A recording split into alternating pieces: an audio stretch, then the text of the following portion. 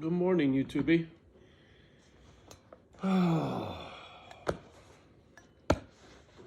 Sorry, I was looking for my gadget.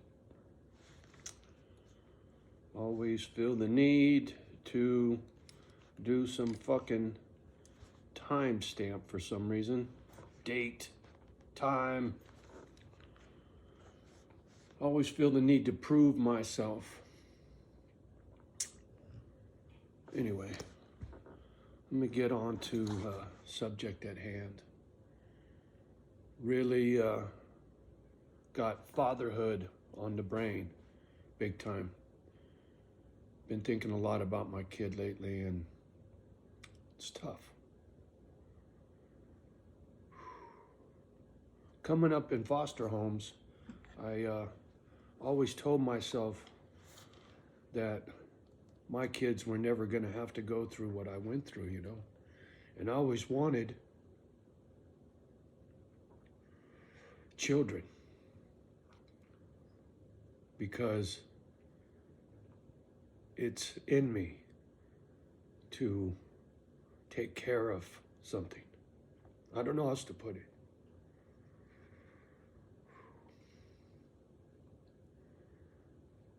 And looking back on that time of my life when I was with baby's mama,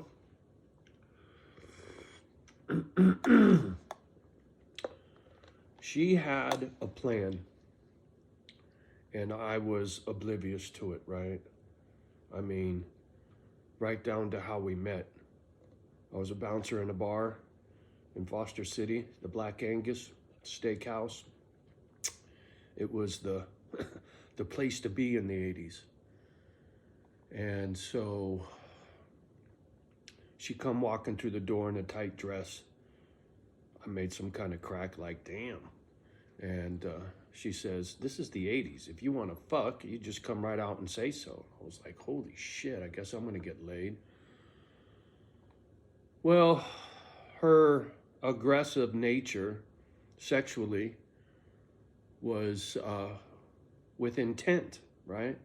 She wanted to get knocked up. We had a short relationship. We lived together for, I don't know, maybe 6 months before my daughter was born. Tried to do the normal life, right? I didn't have any tattoos, well, maybe one. I drove a truck for Black Mountain Water, so I couldn't have any facial hair, couldn't have any tattoos showing. It was a very square job. I had a very square life. It was going to be the family man, And unbeknownst to me, baby's mama had other plans, right? And when I look back, I think back when she was trying to get pregnant, because we were trying to make a baby for a while. And she was always busting my balls like, oh, it's all those steroids you took. I can't get pregnant. It's your fault and this and that. And I was like, fucking calm down. And sure enough, she went home for Christmas or New Year's or something, went back to Portland and calls me from Portland and says, I'm pregnant. And I was like, oh, okay, well, let's get married. And you know what she says to me? I'm not gonna get married just because I'm pregnant. Well, lucky for me, right? And when she was pushing to get pregnant, I told her, I said, well, what happens if it don't work? And she said, you'd make a better parent than I would. You can raise our child if things don't work out. And I said, well, I want that in writing. And she said to me, well, that is lame because that's like saying that the relationship is going to fail before it even gets started. And I guess I knew that the relationship was never going to work because of her. She's more angry than I am, and that's really saying something, trust me. We had the police called on us twice. Once when she was pregnant and once when, right after my daughter was born. The time the cops came to the house when my daughter after my daughter was born, I was sitting on the couch. How can I? Yeah, feeding my daughter a bottle, right? And she was probably 2, 3 months old, maybe. And me and Mama were screaming at each other. I don't know who the fuck knows what we were arguing about, but it got loud, right? I have a loud voice, and so does she. And so neighbors heard us yelling and screaming. Cops come knocking on the fucking door. Wellness check, they said. She's the one that answered the door because I was feeding my daughter, and she starts screaming at the cops, "Fuck you. We can argue if we want to. We're just being verbal." What'd she say? Nobody touches nobody or something. I don't know. She was really on the cops, giving them a hard time. I didn't say shit, man. Because when they show up, whenever there's a cop around and there's drama, I keep my mouth shut, right? I mean, last thing you need to do is get yourself jammed because you said something incriminating that you didn't even know was incriminating, right? Who knows, right? Cops are cops. So anyway, the cop says to her, "Do you got any scars, marks, or bruises?" And she starts screaming at him some more, right? The cop looks over at me and shakes his head and says, "You got any scars, marks, or bruises?" As I'm feeding my daughter a bottle. And I said, "No." And he just shook his head like, "You poor bastard," right? So that's how things got started with my kid. I was a proud father. I love my daughter very much. It pains me deeply that she sees the world in a very different way than I do, right? The snowflakes of the world are delusional, right? My daughter says to me, "I will never speak to you again. You have psychological issues. And if you don't get professional help, we got nothing to say," or some bullshit like that, right? No compassion. She's very much like her mother. She's not like me. It's unfortunate. I mean, I don't even know if she's like her mother or like me. We don't have a relationship. As adults, I never got to know her as an adult, right? She threw that in my face too. How dare you to want to be in my life now?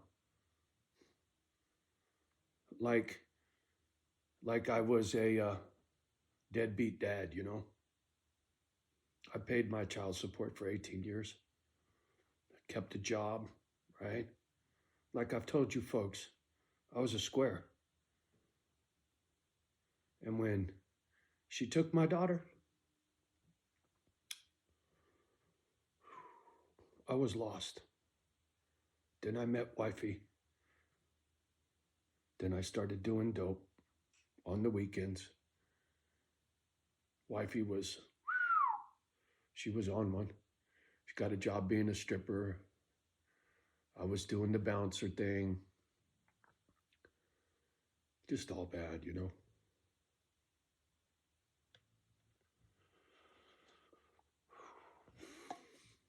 So anyway, yeah, kids on the brain. Fast forward. Sorry, I got to get off that. I'm going to be sitting here bawling. So fast forward to living up here, right? I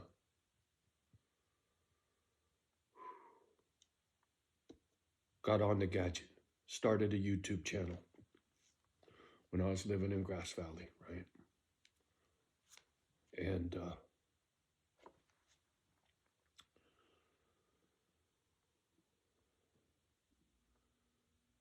the name of the channel was just Johnny O 1300, right? 13 is my number, so. And then I was drunk and stupid. I really wasn't making much for videos. And then I got into INFJ, right? Personality typing. And I got into that genre on the gadget. And the name of the channel was Angry INFJ back in the day. And through that process of learning about that personality type, it helped me out quite a bit. Why I feel the way I do, why I act the way I do, it plays a big role. Just like the CPTSD, right? Plays a big role in who I am in regards to my behavior, right?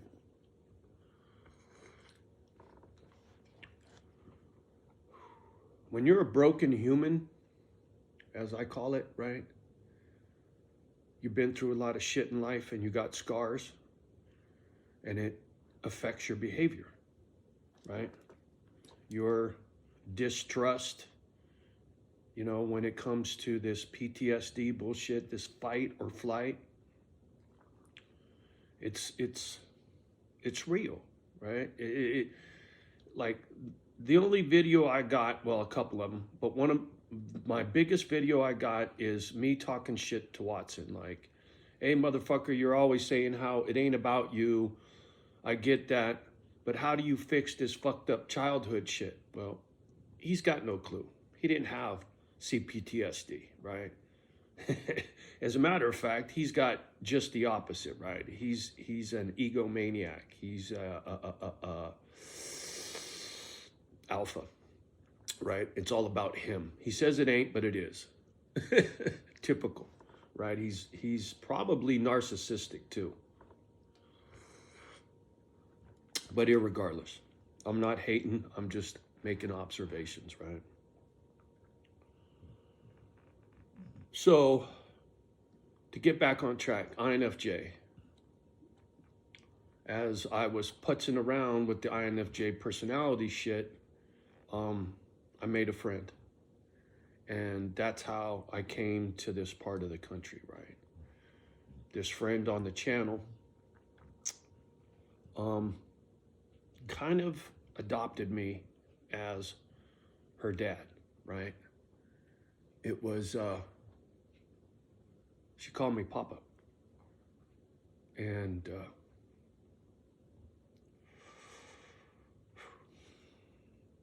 it really touched my heart, right? Because like I said, I always wanted kids. And so this young lady who called me Papa, right? Because she caught some of my stuff when I was still drinking, right? When I started the INFJ thing, I was just starting to get sober. And then my brother died, and it was rough.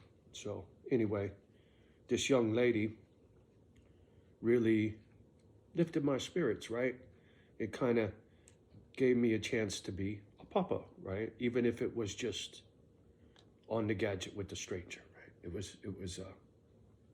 was a big deal for me. And this young lady is from up here, right?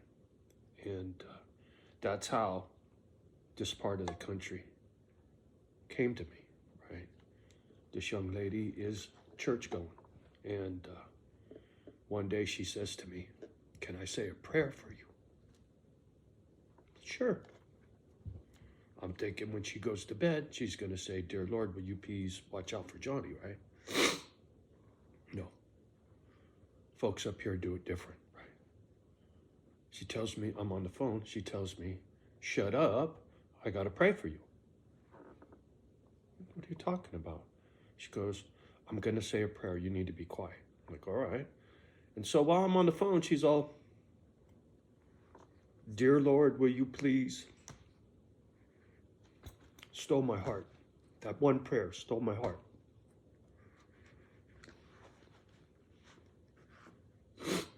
So that's how I found this part of the country. She drifted away. I moved up here. We don't talk no more. It's, I don't know. I scare people away, right?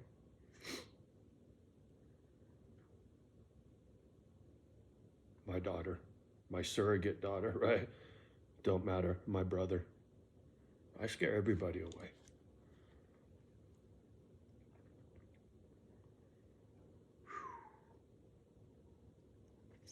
a little rough. But I get it now, right? I get why I'm all about these dogs. This whole Misfit Island dog rescue thing.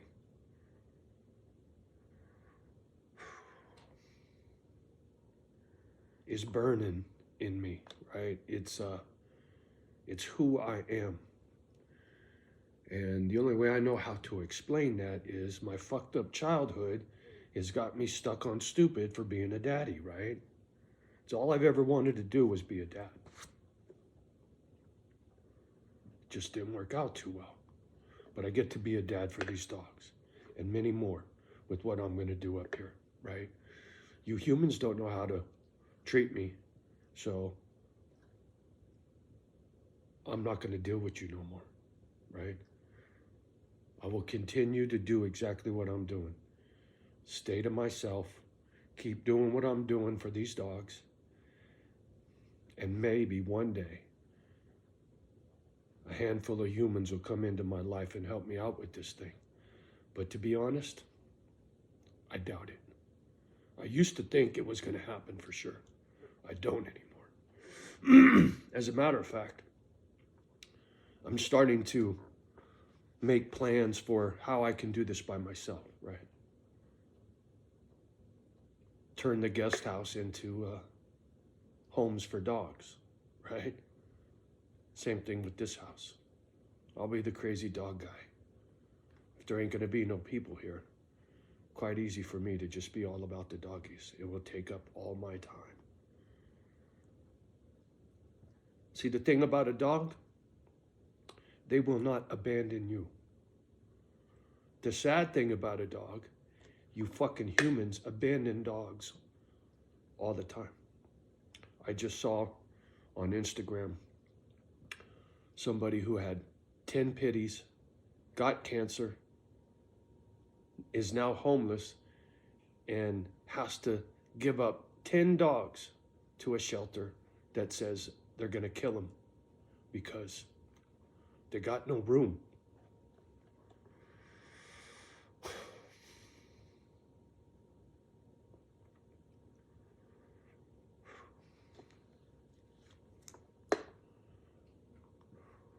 So, my crazy, as I like to call it, is the result of being treated shitty by humans, right? I didn't self-inflict all this shit upon myself, right? Yes, I made a lot of bad decisions, but I never tried to get over on nobody. I never tried to hurt nobody.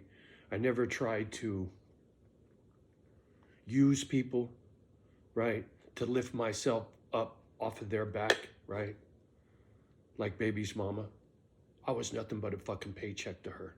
She didn't even care about my kid, right? My kid was just a means to an end for her. Oh, and get this. As soon as there was no more child support for me, you know what that fucking broad did? Baby's mama went out and got knocked up again. Kicked that fucking guy to the curb and got another 18 years worth of child support. And any doubters out there, I can back all this stuff up. It's all factual. No fairy tales here.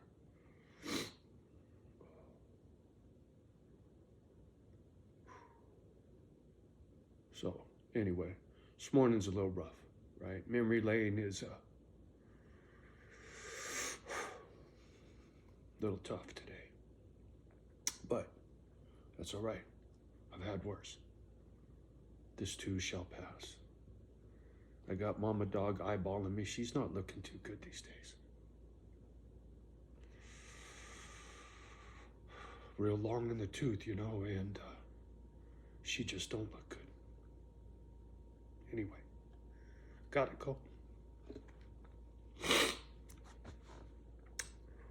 You guys have a good day. Much love and respect as always. Love the ones that love you back. Do your best with the rest. Like, subscribe, and share. Trying to get this done. Don't let the kids hear the bad language.